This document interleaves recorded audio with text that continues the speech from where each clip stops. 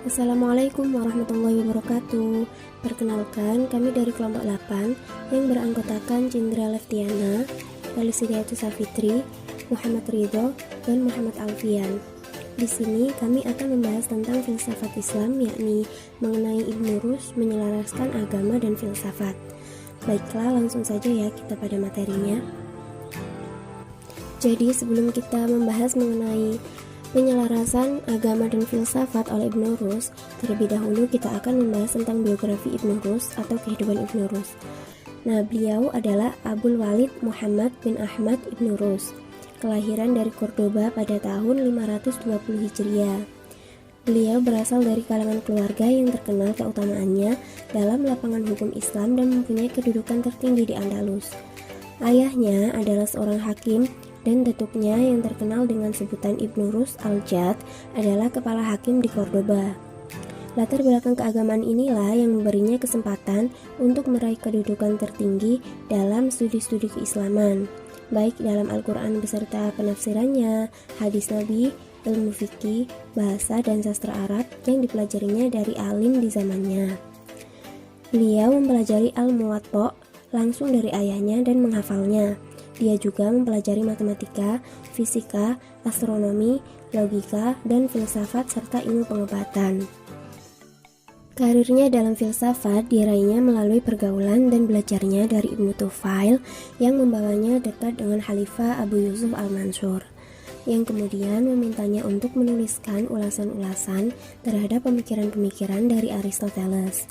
Tugas ini dikerjakan selama beberapa tahun dan menjadikannya sebagai pengulas ulung terhadap karya-karya Aristoteles. Nah, untuk itu, dia memperoleh julukan Al-Syarih atau The Commentator. Kemudian, di akhir hayatnya, Ibnu Rushd mengalami cobaan berat.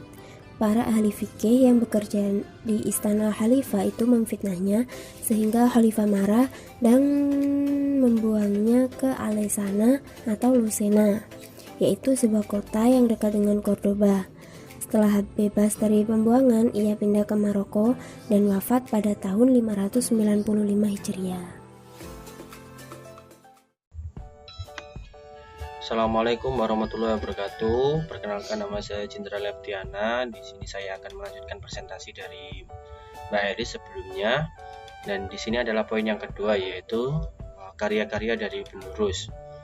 Dalam disiplin ilmu, untuk Ibnu Rushd sendiri tidak ada bandingannya daripada ilmuwan-ilmuwan yang lain. Hal ini terlihat sangat jelas dari karya-karya yang meliputi berbagai cabang ilmu seperti fikih, usul, bahasa, kedokteran, astronomi, politik, akhlak, dan filsafat. Tidak kurang dari 10.000 lembar tulisan yang telah ditulisnya.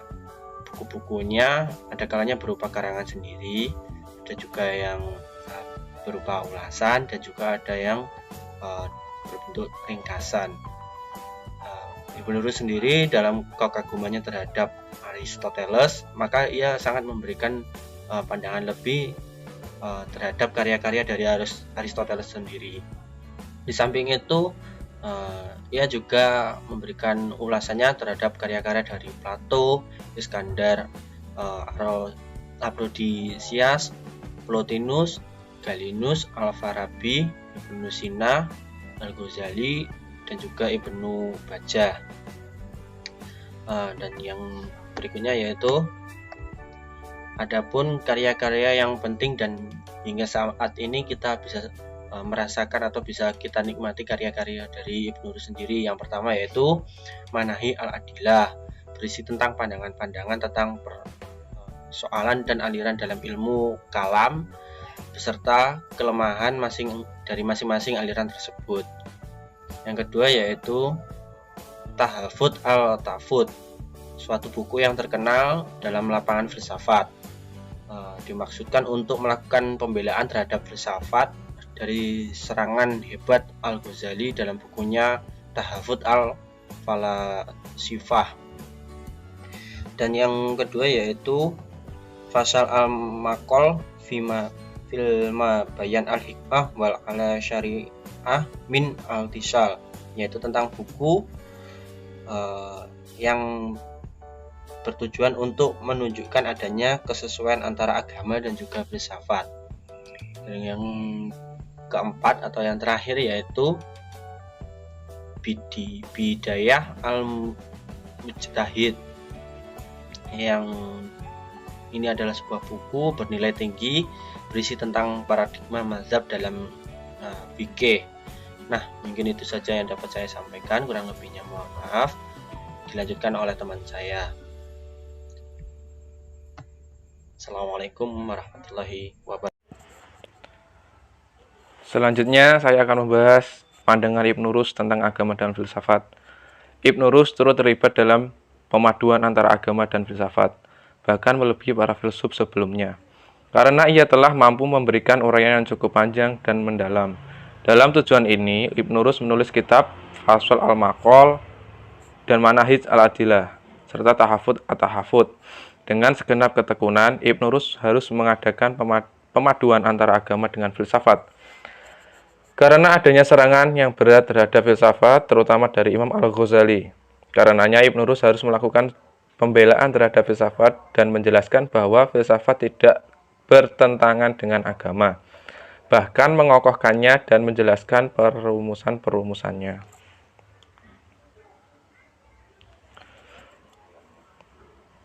Dalam menguraikan perlunya pemaduan tersebut, Ibnu Rus menguraikan 4 persoalan. Pertama, keharusan berfilsafat. Yang pertama, keharusan berfilsafat menurut syara'. Kedua, pengertian lahir dan pengertian batin, serta keharusan takwil. Ketiga, aturan-aturan dan kaidah takwil. Keempat, pertalian akal dengan wahyu. Jadi yang pertama, keharusan bersifat menurut syara'.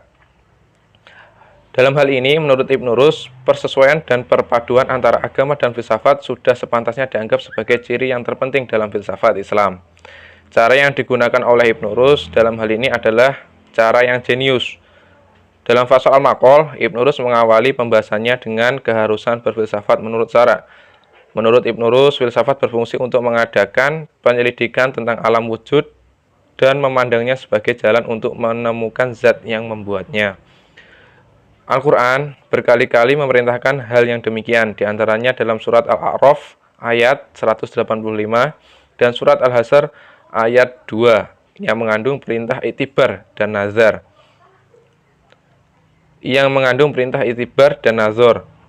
Kedua ayat tersebut secara tegas memerintahkan untuk mengambil kias akli. Kedua ayat tersebut secara tegas memerintahkan untuk mengambil kias akli atau kias akal dan kias syar'i bersama-sama. Iktibar dan nazar yang dimaksud dalam kedua ayat tersebut tidak lain adalah pengambilan sesuatu hukum yang belum diketahui atau masih majhul dari sesuatu yang telah diketahui yang sudah maklum. Ini berarti penyelidikan alam wujud tidak mesti menggunakan kias akli. Karena itu, penyelidikan yang bersifat filosofi menjadi satu kewajiban. Dalam hal ini, argumentasi Ibnu Rus tersebut dapat dipahami secara logika dengan mengikuti premis-premis yang disusun oleh Al-Iraqi sebagai berikut. Yang pertama, premis minor, menyelidiki filsafat secara nazari akli. Di alam ini bertujuan untuk mencapai makrifah kepada pembuatnya, yaitu Allah Subhanahu wa Ta'ala. Premis mayor, agama memerintahkan dan mewajibkan manusia untuk memperhatikan dan memikirkan penciptaan di alam ini agar manusia mengenal Tuhannya. Konklusi, pengkajian filsafat dalam kerangka di atas adalah kewajiban sepanjang kemampuan, yaitu dengan metode burhan atau metode demonstrasi. Kalau seorang faqih berdasarkan ayat tersebut menetapkan adanya qiyas syar'i, maka berdasarkan ayat tersebut pula seorang filsuf lebih berhak lagi untuk menetapkan adanya qiyas akli. Bila dikatakan qiyas akli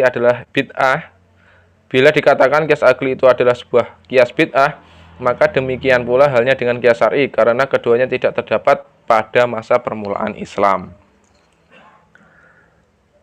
Kalau pengambilan qiyas akli diwajibkan oleh syara', maka seorang ahli pikir harus mempelajari logika dan filsafat. Untuk itu, karena filsafat telah berkembang sebelumnya dengan tokoh-tokoh seperti Plato dan Aristoteles, maka mempelajari pemikiran para filsuf terdahulu tersebut adalah suatu keniscayaan. Tidaklah mungkin bagi orang-orang yang datang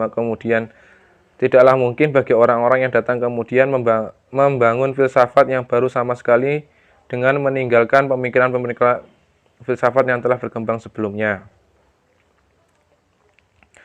Itu tadi yang pertama. Yang kedua yaitu keharusan takwil. Para filsuf Islam bersepakat bahwa akal dan wahyu keduanya menjadi sumber pengetahuan dan alat untuk mencapai kebenaran. Akan tetapi dalam Quran dan hadis terdapat banyak nas yang secara lahir bertentangan dengan filsafat. Bagi Ibnu Rus, nas tersebut dapat ditakwilkan sepanjang memenuhi aturan-aturan takwil dalam bahasa Arab. Seperti halnya lafadz-lafadz dari syara' dapat pula ditakwilkan dari segi aturan fikih.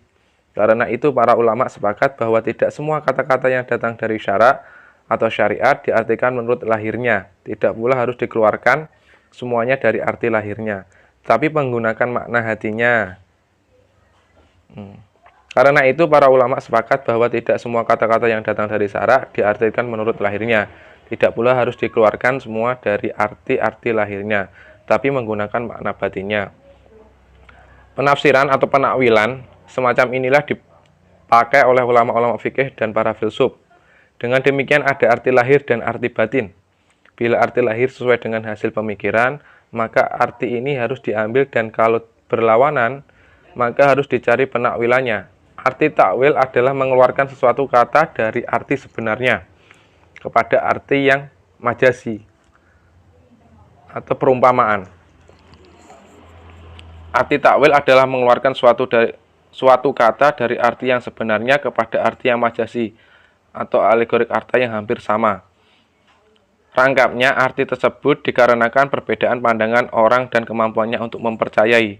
Manusia dalam hal ini terdiri dari 3 golongan, sesuai dengan pembagian kias, yaitu golongan pemakai atau kias burhani, kias jalali, dan kias khitobi. Kias burhani adalah kias yang terdiri dari dasar-dasar pikiran atau premis yang yakin dan berpijak pada hukum-hukum aksioma. Karena itu, kias tersebut memiliki konklusi yang meyakinkan, dan itulah kias yang sebenar-benarnya dan lazim dipakai dalam dunia pemikiran filsafat. Kias jadali terdiri dari dasar-dasar pikiran yang masih berada dalam daerah kemungkinan, yang diterima oleh semua orang sebagian besarnya atau diterima oleh semua filsuf, dan kesimpulannya juga masih berada pada daerah kemungkinan pula. Kias jadali ini tidak bisa menggantikan kias burhani dan banyak bisa dipakai dalam arena perdebatan dan yang sejenisnya. Hanya bisa dipakai untuk berdebat dan yang sejenisnya saja. Kias khitobi adalah kias yang didasarkan oleh pikiran-pikiran dasar yang lemah dan hanya sesuai untuk pilihan si pendengar dan keadaan jiwanya.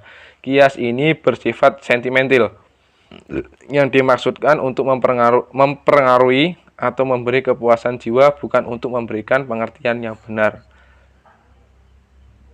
Golongan para pemakai kias burhani adalah para filsuf yang mempunyai dalil-dalil yang kuat, sedangkan golongan pemakai kias jadali adalah para teolog Islam atau mutakalimin yang hanya sampai ke tepi keyakinan tetapi tidak sampai mengarunginya. Adapun kias khitobi adalah manusia pada umumnya yang kurang memiliki kecerdasan otak dan fitrahnya masih kurang sempurna, sehingga tidak mampu memahami kias jadali dan kias burhani.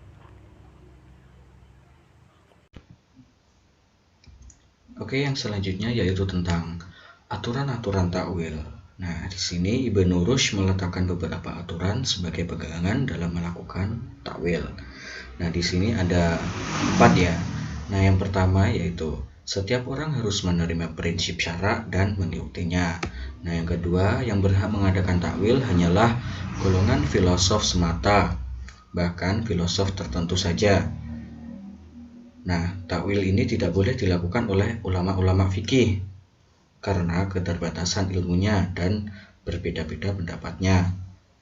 Nah, yang ketiga, hasil penakwilan hanya dapat dikemukakan kepada pemakai kias burhani, yaitu hanyalah para filosof, bukan kepada orang awam, karena orang awam hanya mengetahui arti lahirnya saja.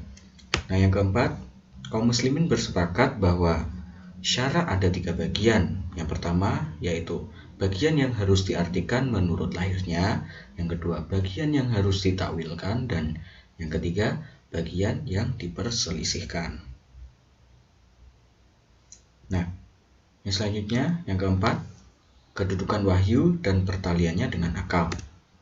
Nah, meskipun Ibnu Rushd sangat memuja kekuatan akal dan mempercayai kesanggupannya untuk mengetahui, namun ia menyatakan bahwa dalam dunia ini ada hal-hal yang terletak di luar kesanggupan akalnya yang untuk dapat diketahuinya. Nah,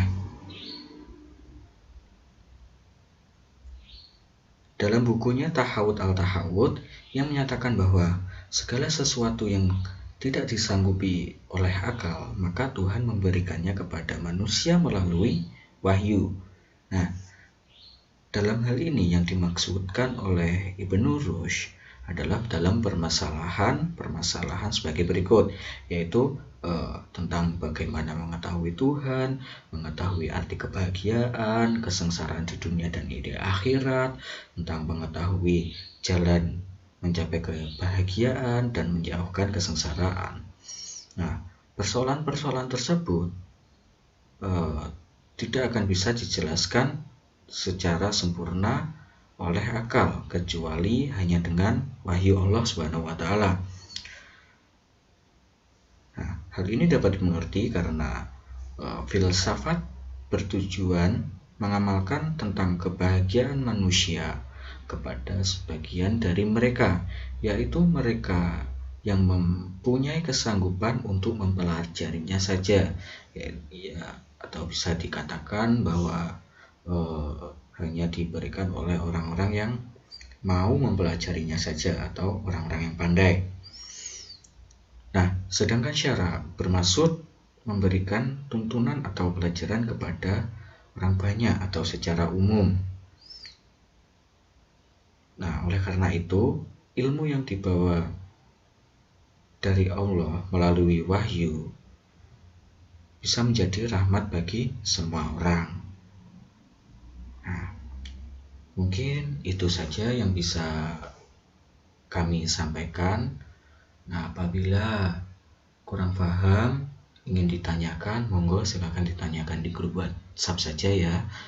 Nah, kurang lebihnya mohon maaf. Wassalamualaikum warahmatullahi wabarakatuh.